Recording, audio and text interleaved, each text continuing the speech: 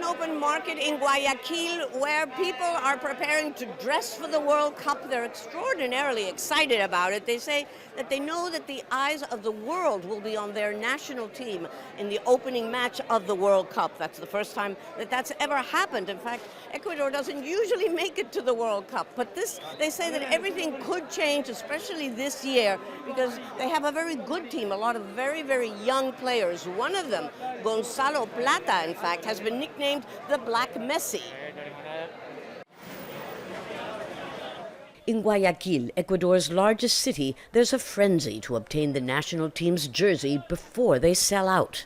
Every Ecuadorian is a fanatic about football. This woman confesses she's buying a small one for her dog. Football fever has taken over. Of course we're going to win, by 1-0. But 12-year-old Jeremy disagrees. I think that in the first half we'll tie, but in the second half we'll win 2-0, thanks to Gonzalo Plata. He's referring to Ecuadorian football idol Gonzalo Plata, who, like almost the entire team, grew up in poverty. 22-year-old Plata now plays for Spain's Real Valladolid and has bought his family this new house, where he keeps many of his trophies.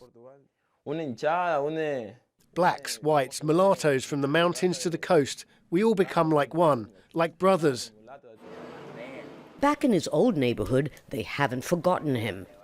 Madeleine shows us a photo of Plata with her grandson and says he's an inspiration for other boys so they don't turn to drugs and crime.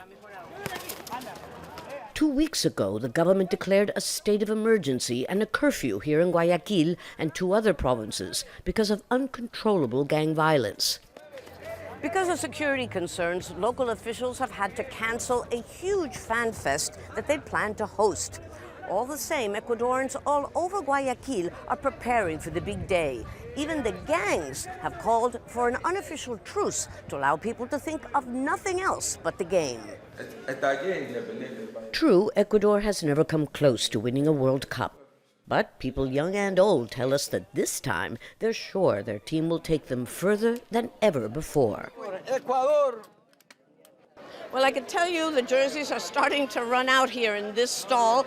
Pretty soon, in fact, this is going to look like one huge yellow blotch. The people of Guayaquil have had a pretty tough time over the last couple of years. First, there was the pandemic, then the rise in crime, and now the state of emergency precisely during the World Cup. But they are excited nonetheless, and there are going to be at least 2 impromptu fan fests being organized by football clubs in the city, one in the north and one in the south, where we're expecting thousands of people to gather, and they say, hopefully, to celebrate the victory over Qatar in the opening match.